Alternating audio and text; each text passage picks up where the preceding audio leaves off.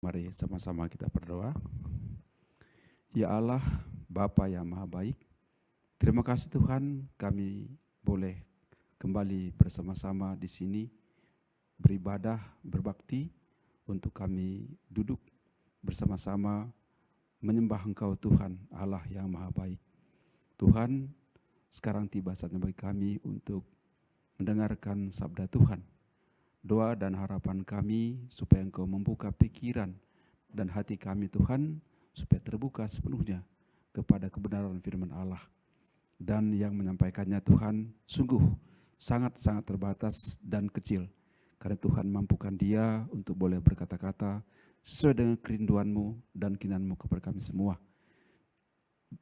Berbicaralah kepada kami Tuhan, kami sudah siap mendengar. Dalam nama Tuhan Yesus kami berdoa, amin. Bapak Ibu silakan duduk kembali. Ya, salam kepada Bapak Ibu sekalian, mungkin juga ada yang ikut dalam Zoom atau online ya. Sekali lagi, salam, selamat hari Minggu, Tuhan memberkati kita semua. Sebelum saya menyampaikan bagian firman Allah hari ini, minggu lalu kebetulan saya, bukan kebetulan sih ya, kalau kebetulan sih sebenarnya kurang baik kata-kata itu. Nah, saya minggu lalu bersama-sama dengan saudara kita berkebaktian di gereja Anglikan di Menteng di Jakarta. Dan Bapak Ibu di sana menyampaikan salam kepada kita semua. Jadi sungguh senang karena saya juga bisa diberi kesempatan untuk bisa bersama-sama mereka dan saya juga mengenal mereka yang adalah juga sahabat kita, sepewaris di dalam kerajaan Allah. Dan rindu juga Pak, kapan-kapan kita bisa bertemu mungkin sekali di sana sama-sama dalam retreat akbar barangkali ya. Saya kira bagus sekali. Begitu Bapak Ibu sekalian. Nah, hari Selasa lalu mungkin ada di antara Bapak Ibu semua di sini terutama penggemar sepak bola ya. Waktu itu Pak Tumpal masih ingat siapa lawan siapa? Indonesia lawan Arab Saudi. Menang berapa Pak? 2-0, 2-0. Sebelumnya 4-0 kalah. Jadi turun naik ya. Jadi menang kalah. Nah berikutnya kurang tahu, kita menang atau kalah. Nah, itu bagian dari permainan lah. Jadi pemenang itu terkadang ya kalah, menang itu adalah hal yang lumrah dalam suatu pertandingan. Piala Dunia sebelumnya yang menang, ya kita coba kenang sepak bola ya. Kalau tidak salah Argentina. Sebelumnya Spanyol. Sebelumnya Prancis. Wah, walaupun saya sebenarnya tidak terlalu menggemari bola ya. Saya lebih menggemari fisika daripada bola sebetulnya. Tetapi juara-juara itu selalu saya ingat begitu ya. Nah itu maksud saya begini. Jadi kalau juara apapun ada kalah, ada menang. Kalau kalah harus besar hati, kalau menang jangan terlalu bersuka cita juga. Karena ada saatnya mungkin kalah. Jadi menang itu bersifat relatif. Tapi kali ini Bapak Ibu sekalian, kita dibawa pada satu tema yang mungkin kata-kata ini sering kita dengar, lebih dari pemenang. Nah kita adalah lebih dari pemenang, maksudnya apa? Nah mohon nanti barangkali Bapak Ibu mungkin memiliki pengertian. Tapi kalau saya memiliki pengertian begini, lebih dari pemenang, pemenang tadi kan kadang kalah, kadang menang, kadang kalah, kadang-kadang malah menghilang. Saya ingat dulu, ya, waktu zaman-zaman tahun 70-an, itu dulu PSSI dulu, PSMS dulu, wah itu sering juara Pak. Jadi maaf, bukan karena syarat Medan ya, memang fakta seperti itu. Tapi kemudian Persija, kemudian Persib dan seterusnya. Nah itu turun naik. Sekarang mana PSMS Pak? Sekarang turun dalam degradasi. Kedua dia, jadi bukan lagi dia liga utama, tapi liga kedua gitu ya. Dulu juara, nah, itulah. Tapi kalau lebih dari pemenang, pemahaman salah, kemenangan itu bersifat kekal selama-lamanya. Mengapa? Nah, itu yang kita mau lihat hari ini. Karena Kristus yang menang. Kristus menang, dia pemenang, dan dia tidak mungkin kalah. Dia mutlak. Coba Bapak, Ibu barangkali kalau kita kembali ke pertandingan sepak bola, kapan dikatakan menang mutlak? Kadang-kadang kita katakan menang tipis ya. Menang tipis itu 1-0, 2-1, 5-4 barangkali. Menang mutlak. Mungkin lebih Pak. Mungkin bisa 20-0. 20-0, mungkin 30-0. Artinya setiap kali tembakan, nah itu menang mutlak. Yesus itu gambaran lebih dari itu.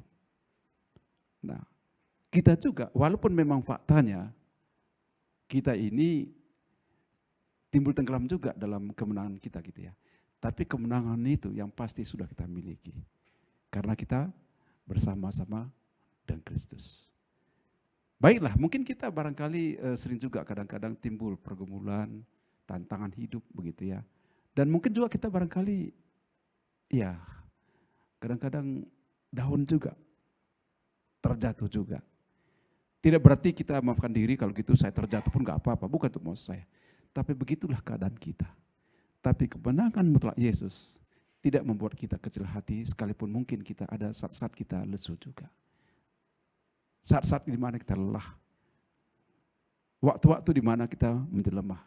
Karena kemenangan mutlak dalam Yesus Kristus. Bapak Ibu sekalian, karena kemenangan mutlak Yesus dan bersifat kekal dan selama-lamanya.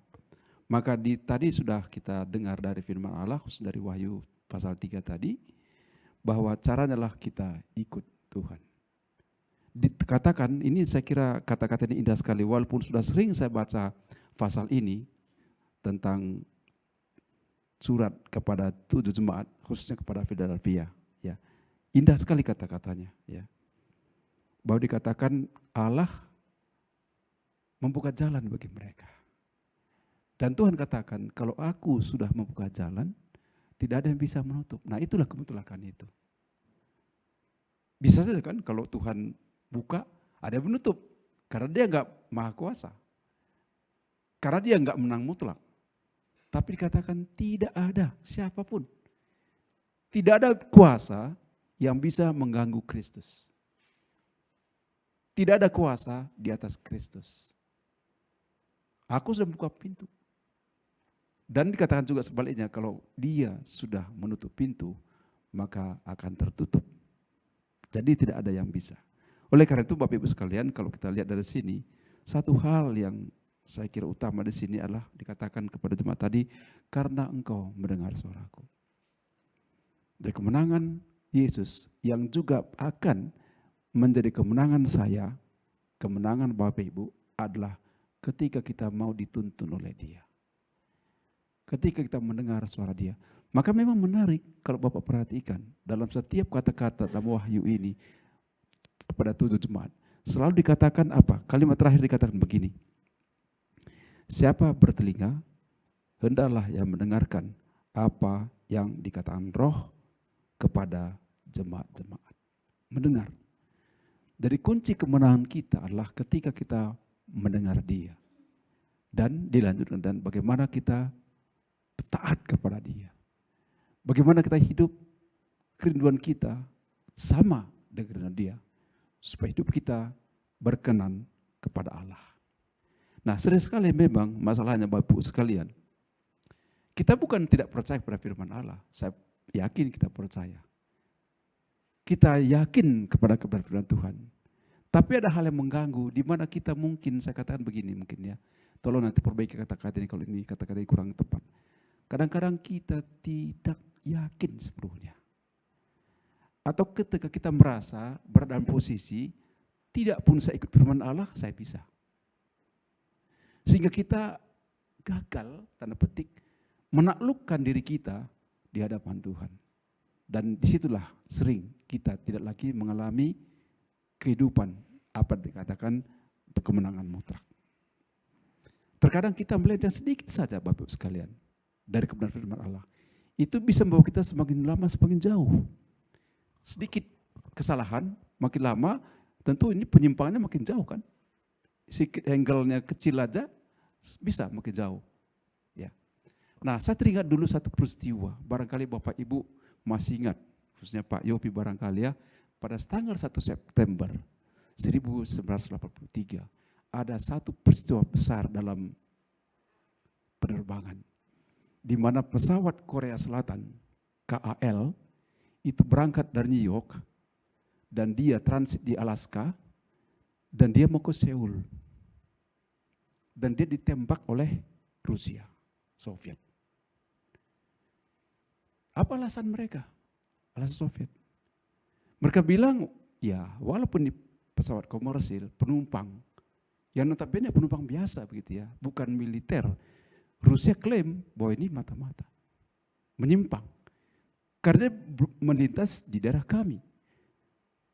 Dan waktu itu banyak meninggal dunia, dihitung sekitar 269 orang waktu itu meninggal. Termasuk di situ waktu itu ada satu senator Amerika namanya Larry McDonald. Itu menjadi puncak ketegangan karena waktu itu kan terjadi perang dingin ya antara Soviet waktu itu namanya belum ya USSR, Uni Sosial Soviet Rusia. Waktu itu kalau tidak salah waktu itu Presiden Amerika waktu Ronald Reagan dan Rusia waktu itu Soviet waktu itu Brezhnev. Itu terjadi perang dingin, disitulah puncaknya perang dingin terjadi. Dan masyarakat dunia pun waktu itu banyak mencela Soviet, mengapa pesawat sipil kok ditembak. Tapi Soviet bilang, I don't care, kami tidak peduli. Siapapun kalau pesawat itu bukan, ya kan kita tahu Korea Selatan bukan sekutu dia, itu bagi kami musuh. Boleh saja itu memang kami dikelabui, memang alasannya pesawat sipil, tapi bisa itu mata-mata. Dan kami tidak mau, kami tembak. Apapun risikonya, mereka sudah siap. Itu terjadi pada waktu itu. Cuma yang mau saya soroti adalah mengapa pesawat ini menyimpang. Itu belum tahu. Pasti ada satu kesalahan, apakah kesalahan teknis barangkali atau pilotnya memang salah atau ada alasan lain kurang tahu. Tapi saya ingin mengatakan bahwa penyimpangan kecil awalnya bisa jadi salah. Nah, terkadang Bapak Ibu, hidup kita ini seperti itu. Bukan kita tidak yakin akan kebenaran firman Allah, tapi kita mungkin separuh mendengar, tidak sepenuhnya itu. Maka hari ini kemenangan mutlak bagi kita dalam kehidupan sehari-hari, kita belajar kembali, taat sepenuhnya kepada Dia, supaya kita tidak ditembak oleh musuh kita. Berjalan, penyimpangan sedikit, bukan penyimpangan besar. Kadang-kadang kalau penyimpangan besar, kita mungkin melakukan tindakan yang tidak baik begitu ya, itu kan langsung kelihatan, tapi kecil sekali. Di mana dalam hal kecil sekali kita mungkin berlaku tidak taat atau tidak yakin. Mungkin bukan kita katakan kategori yang dosa besar, enggak, sedikit aja. Kita tidak yakin sebenarnya kepada pimpinan Allah. Itu bisa makin lama, makin menyimpang dan kita berada di tengah-tengah musuh kita yang siap menembak kita. Itu satu pelajaran bagi kita. Maka Bapak Ibu sekalian, hari ini kita diajarkan untuk berpegang sepenuhnya kepada Allah. Dan Allah tadi katakan, aku tahu kekuatanmu seberapa, tapi karena engkau tidak menyangkal firman-Ku, maka kata Allah, aku akan membuka jalan kepadamu. Dan kalau aku sudah buka, tidak bisa orang menutup. Kalau aku sudah menutup, tidak ada yang bisa membuka.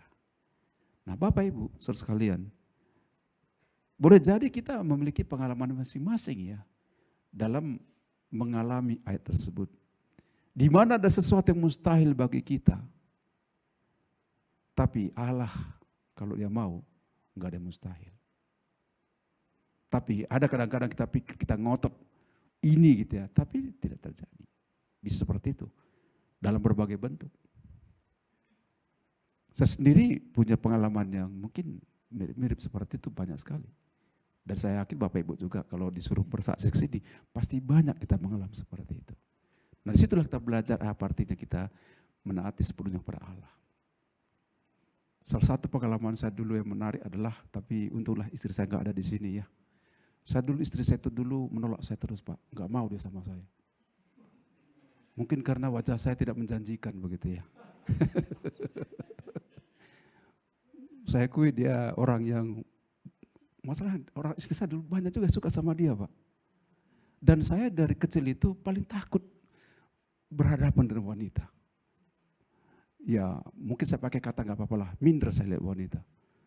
Karena wajah saya seginya nggak jelas. Bicara juga saya nggak menarik. Kadang-kadang waktu saya dulu kunjungi istri saya, sebelum dia mau sama saya buku ini Pak, saya beli banyak dulu buku-buku lucu-lucu, buku lawak-lawak. Supaya ada perbenaran saya nanti ngomong dengan dia, supaya dia ketawa gitu ya. Saya ceritakan Pak, nggak ketawa dia. Dia lihat saya kan, waduh gimana ini. Terus saya ceritakan lagi, terus saya bilang, tadi abang rasanya sudah cerita itu, rupanya berulang. Ceritanya tersusun, jadi makin gak lucu kan. Terus pada tahun 8, ini kilas balik lah ya, pada tahun 86, kan di situ dia pertama sekali saya kenal. Kami habis Natal di GBK itu, saya bawa dia pulang ngantar ke rumahnya Pak. Ya, untuk mengambil hatinya walaupun uang saya nggak banyak lah ya. Saya cobalah traktir dia di Ciangkui. Apa namanya yang asam-asam itu, yogurt ya. Disitulah saya nyatai isi hati saya kepada dia. Langsung ditolak mentah-mentah. Abang bukan tipe saya katanya. Ada tipe yang lebih baik yang saya lihat. Waduh, apa ini? Jadi gimana? Terus saya bilang begini, saya tidak minta supaya kamu jawab sekarang, saya bilang. Tapi boleh tidak mau nggak kami berdoa? Enggak katanya. Buat apa saya doakan kalau saya bukan tipe saya nggak mau saya doakan. Udah hancurlah hati ini. Anak muda itu pulang dengan kecewa ke rumah. Ibu bisa percaya, 2 hari saya nggak enak makan Bu. Nggak makan betul, hanya minum. Untung ada Indomie, maaf bukan iklan ya, itu saya makan. Dan pas waktu momennya Natal lagi kan. Waduh, tahun depannya saya coba lagi, ditolak lagi. Ditolak lagi, jadi saya menunggu istri saya itu 6,5 tahun Pak. 6,5 tahun. Bisa tanya dia nanti. Tanggal, saya pikir tanggalnya, 20 Agustus tahun 91 baru bilang oke. Waduh, itu satu mustahil bagi saya. Karena saya persempat juga senang sama seorang wanita dari, direkam enggak Pak? Enggak usah Pak. Karena ini buka-bukaan sekarang enggak apa-apa lah. Dalam konteks bagaimana Tuhan bekerja gitu ya. Sebenarnya di TB juga ada juga di PMK, saya tidak pernah membuka diri kepada kalau bukan anak Tuhan. Di PMK anak navigator juga, saya senang juga sama dia gitu. Sama juga hal dia. Begitu saya mau dekat, dia jauh gitu. Kapan jadinya ini gitu. Udah takut ya. Saya semakin ditakut-takuti oleh keadaan dan juga saya nakut-nakuti diri saya. Kalau gini saya nggak mungkin menikah ini gitu. Ya udahlah. Nah, pas tahun 91 bulan April begitu ya. Saya kirim kartu Paskah, Pak. Nah, saya biasa orang konvensional. Kalau ngirim Paskah harus ada darah, harus ada salib di situ kan. Saya orangnya orang ortodoks seperti itu. Saya tidak mau gambar yang wah-wah gitu. Natal juga harus ada pohon terang. Saya kalau Santa Claus, maaf ya, kalau Santa Claus bagi saya tidak menarik. Harus ada di situ Yesus tergambar seperti apa gitu. Tak kenapa waktu Paskah itu saya kirimkan kartu Paskah. Tapi sebelumnya istri saya ini berdoa begini, Bu. Karena mungkin dia kasihan lihat saya gitu ya. Dia bilang begini dalam doanya. Tuhan, sebenarnya saya nggak mengerti. Itu udah mulai dibuka hati sebetulnya. Saya tidak mengerti apakah dia kehendak Tuhan bagi saya. Tapi dia bilang, saya kasihan lihat dia. Nah, jadi saya cinta dia kepada saya atas kasihan sebetulnya. Nggak enak juga sebenarnya dengar. Tapi itu dia katakan setelah kami menikah. Lalu dia berdoa begini. Tuhan, kalau memang Tuhan kehendaki dia jadi suami saya, beri dia keberanian sekali lagi untuk datang kepada saya dan saya akan katakan yes, dia bilang. Kenapa dia begitu? Karena kartu Paskah tadi sebetulnya.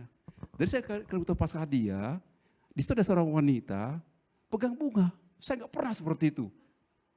Pegang bunga, lalu ada seorang itu dia di tepi aliran air yang mengalir, sampai sekarang itu kartu disimpan Pak. Lalu dia bilang, dia merasa sepi dengan gambar itu. Dia ingat saya.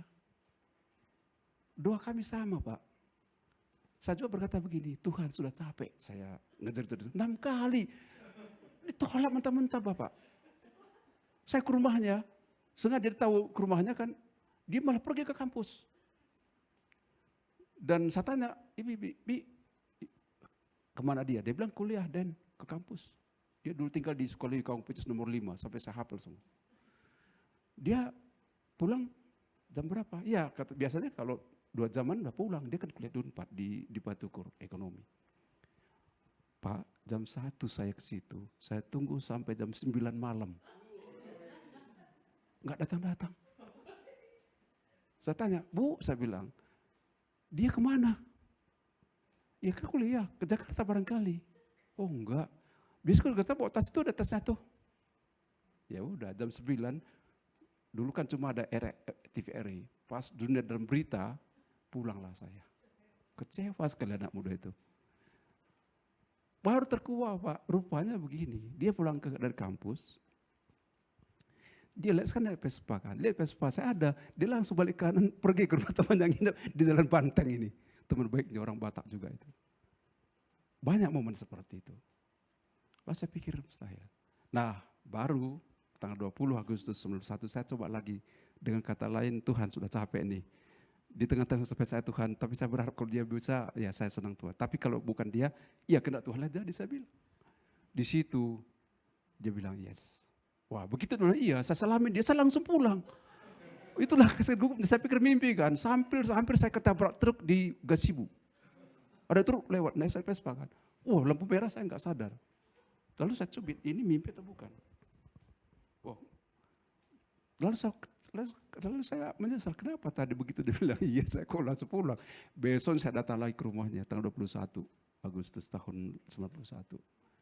Wah maaf kemarin deh ya saya langsung pulang karena saya ya mendapat sesuatu yang indah sekali, saya bilang, nggak nyangka saya. Iya bang, saya juga heran kalau waktu saya bilang tidak, abang kekeh aja tinggal di sini terus nemani saya ngobrol. Tapi begitu saya bilang, ibu, ya, abang kok langsung pulang katanya. Itulah dek karena saya mendapat durian runtuh, saya bilang. Itu tidak ada masalah bagi Tuhan. Nah mungkin Pak Tumpal bagaimana dengan ibu, saya kurang tahu. Bagaimana Pak Yopi dengan ibu, pernah dengar ceritanya sedikit, tapi sedikit. Tapi saya pikir overall atas semua itu kehendak Allah yang jadi. Maka saya berpikir ini soal kecil mungkin ya. Karena saya berpikir wah dulu sementara ibu saya dari kampung dibilang ditunjukkan semua pariban-pariban saya. Kamu udah lama udah gini kok nggak menikah-menikah. Ya udah. Jadi ada keajaiban Allah. Ada Tuhan membuka jalan dan banyak sekali pengalaman tertentu di mana seakan-akan saya tidak dapat lagi itu. Di mana seakan-akan itu ya udahlah. Seakan-akan saya menghibur diri saya, udahlah. Terima aja lah padanya. Tapi hati kita mengatakan, ya bagi Tuhan tidak ada mustahil. Betul, tidak ada mustahil. Allah berikan. Nah, itu pengalaman. Nah, maka itu Bapak Ibu sekalian, supaya saya tidak terlalu menceritakan hal romantis. Kita kembali ke laptop, kembali ke firman Tuhan tadi. Jadi tidak ada mustahil bagi Allah. Maka ayat pendukung juga, saya ingat juga ada dikatakan dalam Ibrani 12 ayat 3, dikatakan demikian. Itu juga satu jaminan Allah kepada kita. Dan saya sangat menikmati ayat ini. Dan inilah juga merupakan ekspresi iman kita mestinya kepada Allah. Di tengah-tengah kegalauan kita. Dikatakan dalam Ibrani 12 ayat 3 demikian. Firman Tuhan. Ya. Atau barangkali salah seorang bapak ibu, mungkin siapa atau di antara adik-adik semua yang terkasih, boleh membacakan Ibrani 12 ayat 3. Bisa dibacakan Ibrani 12 ayat 3.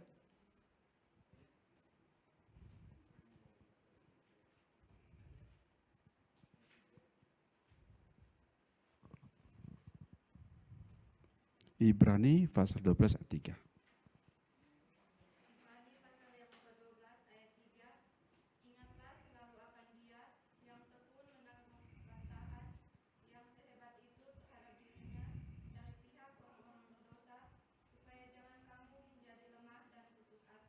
Baik Bapak Ibu, ingatlah selalu akan Dia. Ingat Yesus. Beberapa lalu dalam renungan pribadi saya dan mungkin sempat Bapak Ibu baca, juga di ini saya kutip juga sedikit, bahwa dalam rumah tangga sering kita melihat banyak ya orang-orang menempel foto ayah ibunya, apakah ibunya masih hidup atau mungkin sudah duluan meninggalkan kita. Saya pun seperti itu. Ada foto bapak dan ibu dalam keserahan dia di kampung pakai pakaian adat di sana gitu ya. Kalau saya lihat itu, saya ingat kepada bapak dan ibu. Sebetulnya saya sosok yang lebih dekat dengan bapak sebetulnya gitu ya. Tapi bukan berarti saya beda-bedakan, enggak. Kalau saya lihat foto itu, Pak, Bu, saya ingat akan bagaimana mereka berjuang. Dan itu sangat memberi inspirasi pada saya tentang apa artinya perjuangan. Bapak saya seorang petani, dan kerap kali dulu kami rugi sekali ketika menanam tanaman. Umumnya bapak dulu di kampung nanam tomat, cabai, bawang, 3 itu. Rugi besar. Pernah itu pengalaman kami adalah bahwa begitu panen tomat Bapak Ibu, itu dalam keranjang bambu, Itu ditawar orang masa itu ya, 200 perak. Itu kami jual di Kabanjahe, ibu kota Kabupaten Karo. Dan kami pulang ke kampung, waktu pulang kampung, kami harus beli lagi keranjangnya untuk jualan minggu berikutnya. Bapak Ibu, harga keranjangnya berapa? 400 rupiah. Harga tomat tadi keranjangnya 200 rupiah ditawar orang. Masa kami bawa lagi pulang kampung? Bapak saya marah dia dalam hatinya. Dia sampai terus ngomong sendiri saya dengar. Udahlah, nggak usah lagi kita panen tomat kita. Harga keranjangnya pun 2 kali lipat dari harganya. Pengalaman itu tidak hanya sekali. Terus. Dan bagaimana dia berjuang?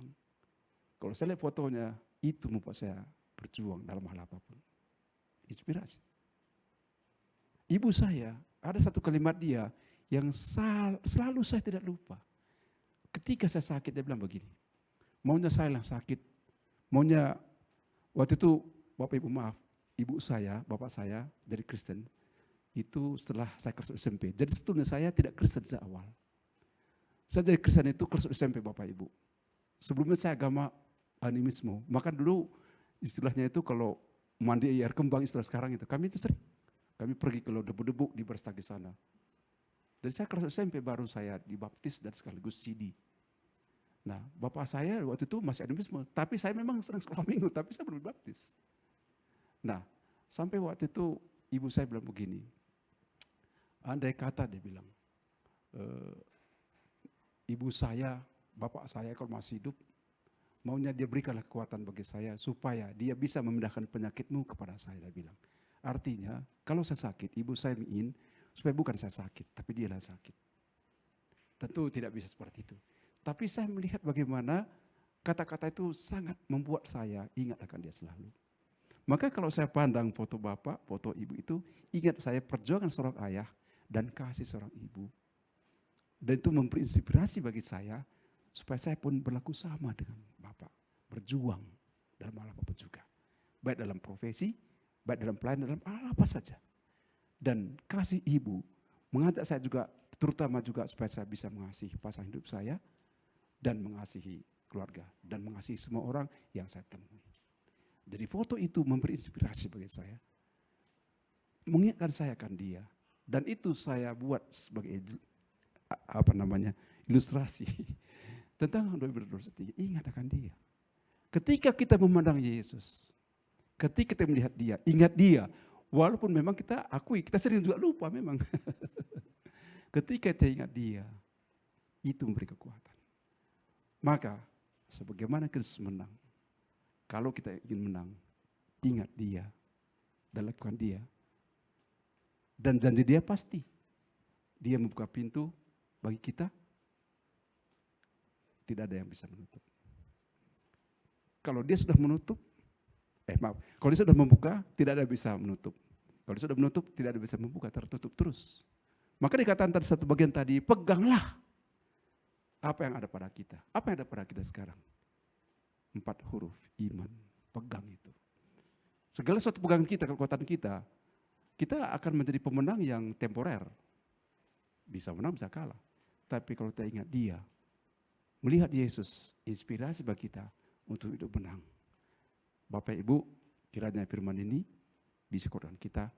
Mari kita ingat Yesus. Mari kita ikut dia. Yakin kepada dia. Dan biarlah Tuhan memberkati kita dan firman-Nya tergenapi dalam hidup kita sepanjang kita ada. Mari kita berdoa. Allah Bapa yang Maha Baik, terima kasih Tuhan untuk firman Allah. Walaupun Tuhan tidak panjang lebar dapat hamba ceritakan karena keterbatasan saya untuk menyampaikan ini, tapi biarlah Roh Kudus yang terus menerjemahkan, mengajar kami untuk kami boleh terus bertekun dalam keyakinan kami akan Engkau.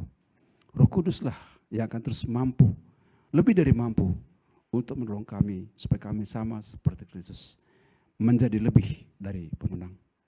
Berkati kami semua Tuhan, berkati seluruh kehidupan kami. Dalam nama Tuhan Yesus kami berdoa. Amin. Terima kasih sekalian. Salam, selamat hari Minggu.